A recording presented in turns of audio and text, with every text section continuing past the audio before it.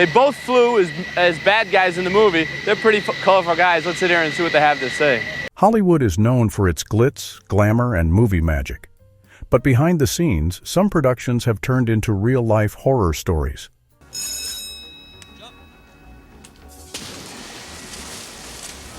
Accidents on set don't just cause delays. They've shattered lives, sparked lawsuits, and left haunting legacies behind some of the industry's most iconic films. From stunt mishaps to prop malfunctions gone terribly wrong, these tragic accidents show the darker side of movie making. So buckle up. While these blockbusters wowed audiences, the stories behind the scenes are far from glamorous. Airspeed 300, go get him, Mav. I'm going for missile lock. Top Gun. When the sky isn't the limit, it can become a danger zone, and that's exactly what happened during the filming of Top Gun. The 1986 classic is celebrated for its adrenaline-pumping aerial stunts. But behind the action lies a heartbreaking tragedy. Art Skoll, a highly skilled stunt pilot and aerial cameraman, was tasked with capturing the breathtaking shots that made the film legendary. Tragically, one of those shots would be his last. During a shoot over the Pacific Ocean, Skoll attempted a complex flat spin maneuver. This is a risky stunt requiring precision and nerves of steel. Partway through, he radioed his team with chilling last words, "I have a problem." Moments later, his Pitts S2 camera plane spiraled out of control and crashed into the ocean off the Southern California coast. Despite extensive search efforts, neither Skoll's body nor the aircraft were ever recovered, leaving the cause of the crash a mystery. Skoll's expertise was legendary in the aviation and film communities. Known for his daring yet calculated maneuvers, he was more than just a pilot. He was an artist dedicated to pushing the boundaries of what aerial cinematography could achieve. His death cast a somber shadow over the production of Top Gun, which was ultimately dedicated to his memory. This devastating loss also became a turning point for Hollywood. The incident prompted filmmakers to reconsider how they approached dangerous stunts. They gradually shifted towards CGI to reduce the risks for stunt pilots. Skoll's legacy endures, reminding us of the risks these professionals take to bring cinematic magic to life. Across the Border. In 1914, the film Across the Border became infamous for a tragedy that would haunt early Hollywood history. Set on the Arkansas River in Colorado, this silent Western plot faded into obscurity. It was overshadowed by the fatal events during its filming. Leading actress Grace McHugh was a local talent from Golden, Colorado. She was reshooting a scene where her character forded the river on horseback. Disaster struck when her horse stumbled, throwing McHugh into the river's swift current. Without hesitation, cinematographer Owen Carter stopped filming and plunged into the water to save her. Heroically, Carter managed to pull McHugh onto a sandbar, but the apparent safety turned out to be quicksand. The river swallowed both. Their bodies were discovered days later, miles downstream. Director Otis B. Thayer later described Carter's act as one of immense bravery, asserting it was done entirely of his own volition. He was taking his life in his hands, Thayer recounted, acknowledging Carter's ultimate sacrifice. The tragedy stirred controversy, with some newspapers speculating it was a publicity stunt.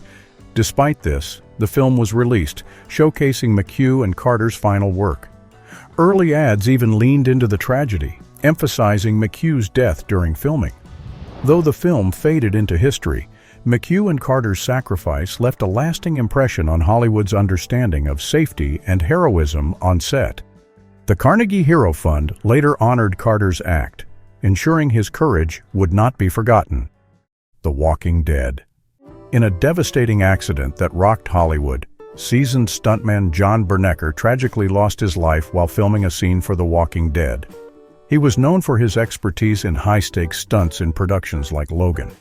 Bernecker's death marks the first on-set fatality in the U.S. since 2014. When disaster struck, the 33-year-old was rehearsing an intricate fall from a 22-foot-high balcony on the show's Georgia set. Despite his extensive experience, Bernecker missed the safety mat by mere inches. He suffered catastrophic head injuries upon hitting the concrete floor. He was rushed to an Atlanta hospital, but succumbed to his injuries shortly after. Coweta County Coroner Richard Hawk confirmed the cause of death as blunt force trauma, deeming it accidental. AMC, the network behind The Walking Dead, expressed its condolences, stating Bernecker will always be part of the TWD family. The incident reignited calls for stricter safety measures in the stunt industry. It echoed the outcry following previous tragedies like Sarah Jones' death on the set of Midnight Rider in 2014. Industry professionals urged for enhanced oversight and safety protocols to prevent further accidents, in particular during complex stunts involving significant risk. The Occupational Safety and Health Administration, OSHA, even opened an investigation to address potential safety lapses. Bernecker's untimely passing serves as a stark reminder of the risks stunt performers face daily to bring thrilling action sequences to life. Vampire in Brooklyn. Stunt performers are Hollywood's unsung heroes, but sometimes the risks prove fatal. Sonia Davis, a seasoned stunt double with credits in Strange Days and Time Cop, tragically lost her life while filming Vampire in Brooklyn. Davis, doubling for Angela Bassett, was performing a 42-foot backward fall when disaster struck. The airbag meant to cushion her landing failed to do so, causing her to hit the building and the ground. Critically injured, she passed away after 2 agonizing weeks in the hospital. What made this tragedy even more heartbreaking was that her mother and brother witnessed the fatal accident on set.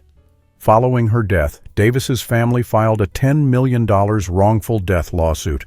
The lawsuit was against Paramount Pictures, Eddie Murphy's production company, director Wes Craven, and stunt coordinator Alan O'Leary. The lawsuit alleged Davis had expressed concerns about the stunt's safety but was pressured to proceed. Her family argued that proper precautions were not taken, highlighting the lack of adequate safety measures. But the case took an unexpected turn when the family's lawyer, Melvin Belli, passed away during proceedings. This left the lawsuit's outcome shrouded in mystery. This tragic incident shines a harsh light on the dangers faced by stunt performers and the need for rigorous safety protocols. Davis's story serves as a somber reminder of the sacrifices made behind the scenes to bring cinematic action to life. The Warrens of Virginia. In an era before strict on-set safety protocols, one tragic accident cut short the life of a rising star. Martha Mansfield, fresh from her success in Dr. Jekyll and Mr. Hyde, met a horrific end during the filming of the 1924 Civil War drama, The Warrens of Virginia. During a break from filming, Mansfield was seated in her car wearing an elaborate period dress when disaster struck.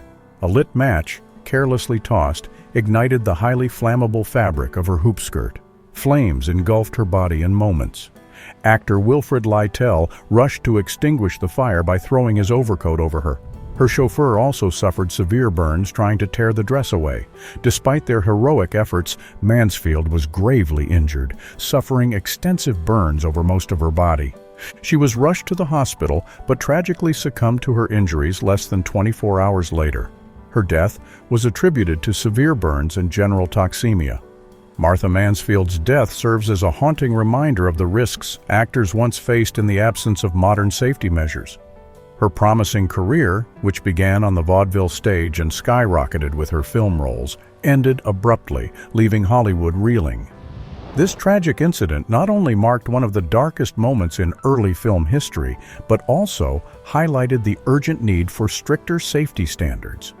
This accident's legacy would eventually help shape the industry we know today. Twilight Zone, the movie. One of Hollywood's most chilling on-set tragedies occurred during the production of Twilight Zone, the movie, in 1982. What was supposed to be a heartfelt, dramatic scene turned into a nightmare when actor Vic Morrow and 2 child extras, Micah Dinley and Renee Shinyi Chen, lost their lives in a horrific helicopter accident. The segment, directed by John Landis, depicted a bigoted man's journey through historical atrocities.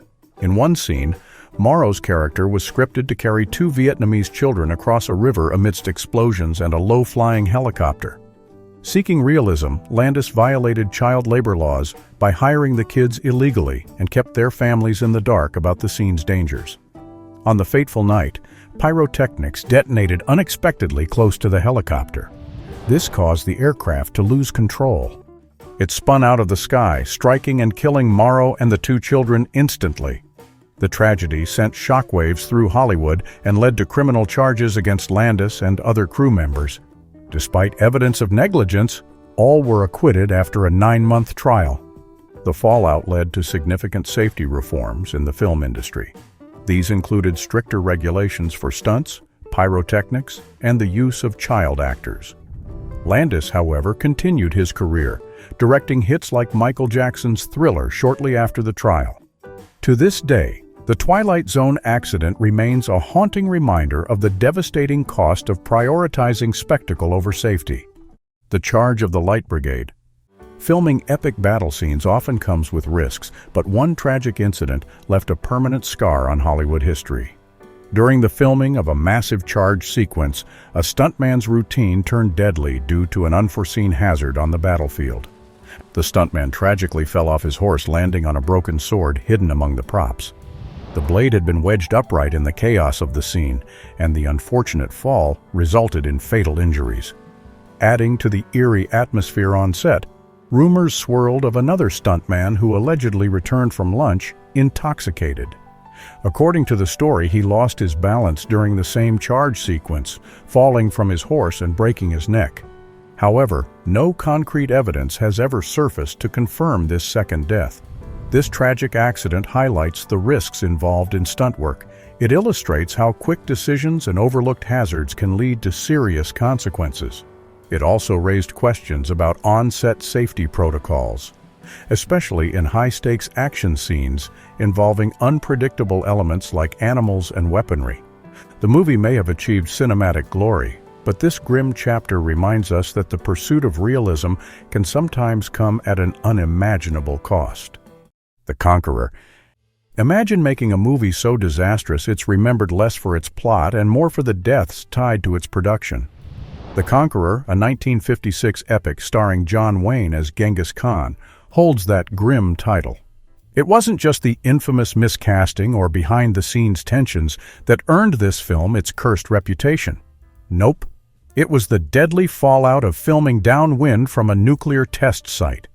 The film was shot across Utah's scenic deserts. Unfortunately, the site was not very safe. That is right. Why? Well, the crew was unknowingly exposed to radioactive contamination. This came from the Nevada National Security Site. The site was located just 137 miles away. During the Cold War, the Nevada test site hosted a series of nuclear detonations. In fact, 11 occurred in 1953. This was just a year before production began. While the filmmakers were assured the area was safe, history proved otherwise. Cast and crew breathed in radioactive dust, drank contaminated water, and even irradiated dirt imported for reshoots. The aftermath was severe. Out of 220 cast and crew, a significant number developed cancer, and several, including John Wayne and Susan Hayward, passed away. While other factors like widespread smoking could explain some cases, the numbers remain eerily high. Tragically, Native American extras weren't included in these tallies, meaning the true scope of harm may never be known. Producer Howard Hughes reportedly felt so guilty that he bought up every copy of The Conqueror. Then he screened it obsessively during his reclusive final years. Today, this cinematic disaster stands as a cautionary tale of Hollywood's pursuit of spectacle at the cost of safety. The film might be better remembered for its deadly legacy than its storyline, proving some risks aren't worth the real. The Return of the Three Musketeers. In the world of swashbuckling adventure, danger is often part of the act. But for actor Roy Kinnear, a tragic on-set accident turned a scripted risk into a devastating reality.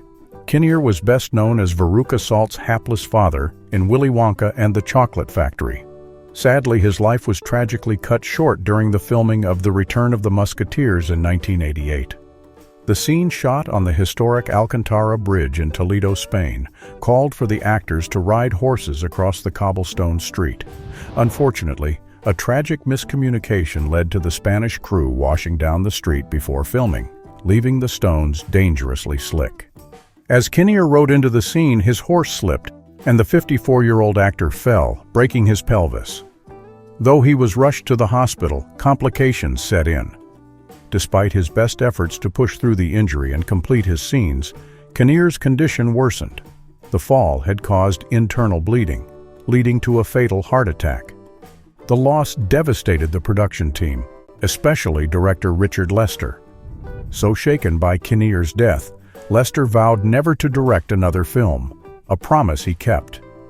Kinnear's tragic accident stands as a stark reminder of the real-life dangers lurking behind the glamour of movie magic. It also casts a somber shadow over the otherwise light-hearted adventures of the return of the Musketeers. This ensures his legacy is remembered with both admiration and deep sorrow. Flight of the Phoenix. Paul Mantz, one of Hollywood's most celebrated stunt pilots, was no stranger to danger. With a career spanning decades and a reputation for mastering the skies, Mantz had built a legacy in films. But a fateful day on set turned his passion into tragedy. The film featured a one-of-a-kind aircraft, the Tall Mantz Phoenix P-1. It was designed to appear as a ramshackle plane barely holding together.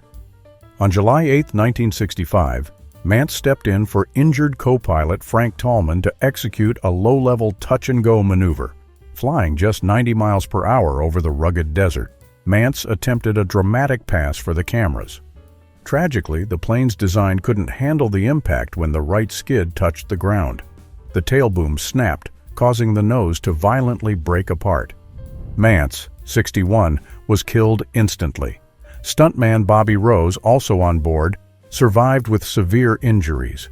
The accident was a devastating blow to the production team.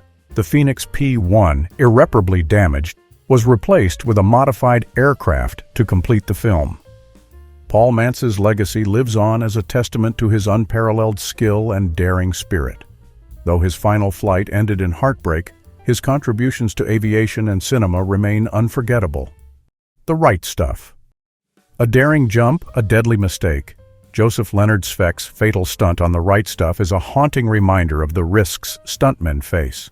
Stuntmen often put their lives on the line for the sake of film, but the tragic death of Joseph Leonard Svek during the filming of The Right Stuff serves as a grim reminder of just how dangerous the job can be. Svek, a seasoned military veteran and expert parachutist, was no stranger to high-risk stunts. In 1983, he was tasked with performing a daring jump for the movie, which was based on the story of America's first astronauts. During the stunt, smoke was used to enhance the visual effect, but the smoke had a devastating impact. Svek was rendered unconscious due to inhaling it, leaving him unable to pull the cord to open his parachute. The scene, which was meant to be a thrilling display of bravery, turned tragic when Svek plummeted to the ground. Despite his extensive experience, this stunt ended with his death. This was a devastating loss to both the film industry and the world of professional stunts. Svek's death highlighted the ever-present risks that stunt performers face. Although the movie was completed, his passing remains a somber chapter in The Right Stuff's production history. His sacrifice serves as a powerful reminder of the extreme dangers stuntmen face to bring excitement and realism to the big screen. The Crow, 1994. What went wrong on the set of The Crow that claimed Brandon Lee's life? The tragic accident still haunts movie history. Brandon Lee's death on the set of The Crow remains one of Hollywood's most notorious tragedies. Filming began on February 1, 1993, the actor's 28th birthday, with Lee portraying Eric Draven, a rock star who returns from the grave to seek vengeance after his murder. Tragically, Lee's life mirrored his character's fate when, on March 31st, he was accidentally shot during a scene where his character was supposed to die. The scene called for Lee's character to be shot by a thug played by Michael Massey. However, a fatal mistake was made. Earlier in production, a dummy round had been loaded into a prop gun. When the barrel was not properly checked, a fragment from that dummy round became lodged inside. When a blank was later fired, it forced the fragment out, striking Lee in the abdomen from just 15 feet away. The impact caused severe internal injuries. Despite immediate surgery, Lee passed away at New Hanover Regional Medical Center. The tragic accident sparked a lawsuit from Lee's mother, Linda Lee Cadwell, and was settled for an undisclosed amount. Filmmakers, determined to finish the film, turned to stuntman Chad Stahelski. He reviewed Lee's footage and worked with director Alex Proyas to complete the movie. Stahelski went on to direct the John Wick series, and The Crow remains a cult classic, a tribute to Lee's unforgettable performance. The Wizard of Oz. What really went on behind the scenes of The Wizard of Oz? Prepare for shocking stories that sound more like a horror film than a family classic. When The Wizard of Oz was being filmed in 1939, Hollywood was a very different place. It was where it was very common for actors to suffer truly horrifying conditions. For instance, Burt Lahr, who played the Cowardly Lion, wore a lion costume made from real lion fur. This meant he endured intense heat from Technicolor lights. The costume weighed so much that Lahr would sweat through it daily, requiring industrial dryers each night. Buddy Ebsen, originally cast as the Tin Man, faced a devastating injury after inhaling aluminum powder used in his makeup. Ebsen's severe reaction left him hospitalized for weeks, with his skin turning blue. He was replaced by Jack Haley, who also suffered from a painful eye infection due to the makeup.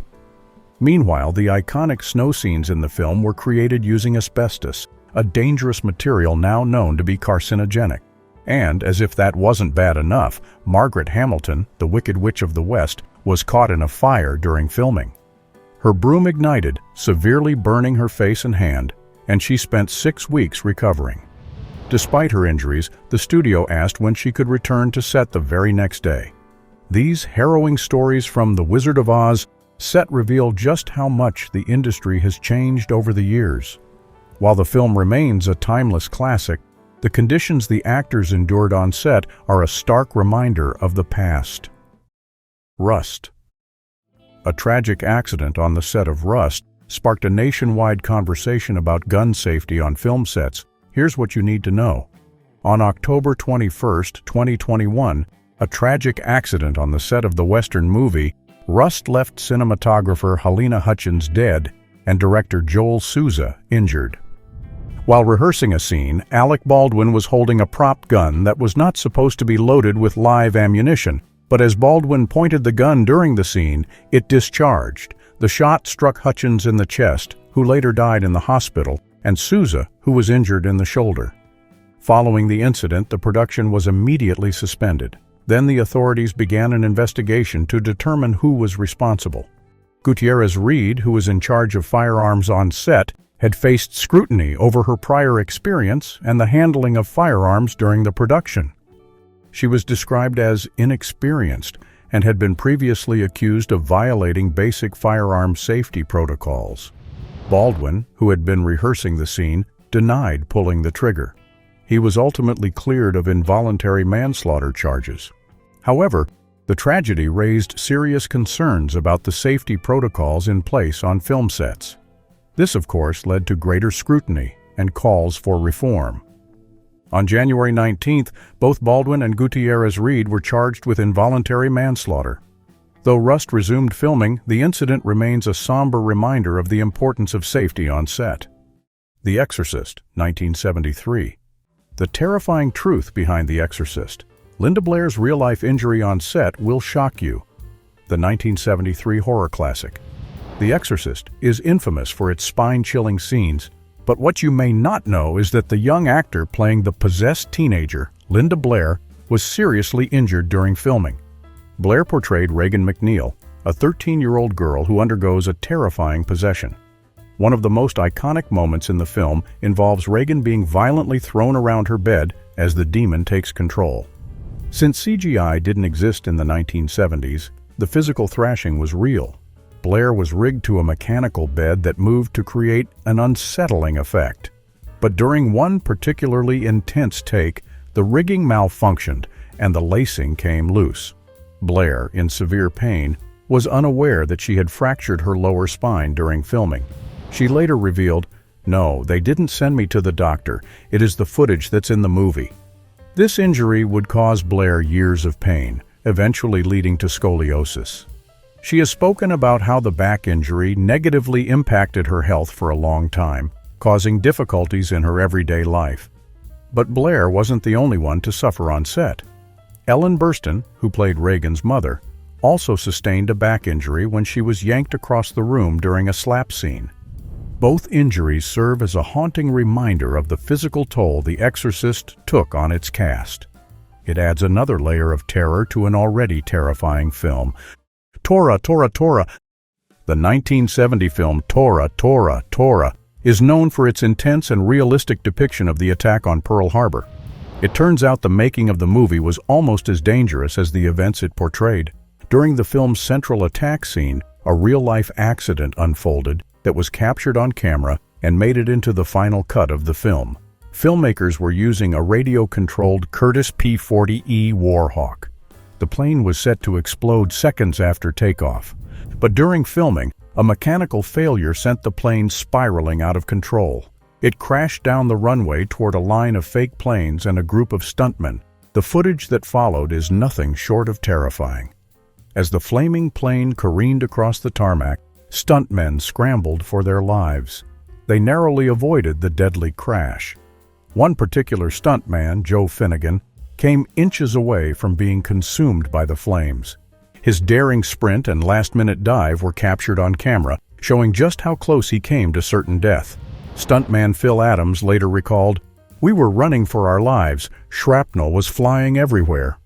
The footage, though incredibly dangerous to shoot, is some of the most authentic action ever filmed. It actually became one of the most memorable moments in Tora's history. Maze Runner, The Death Cure.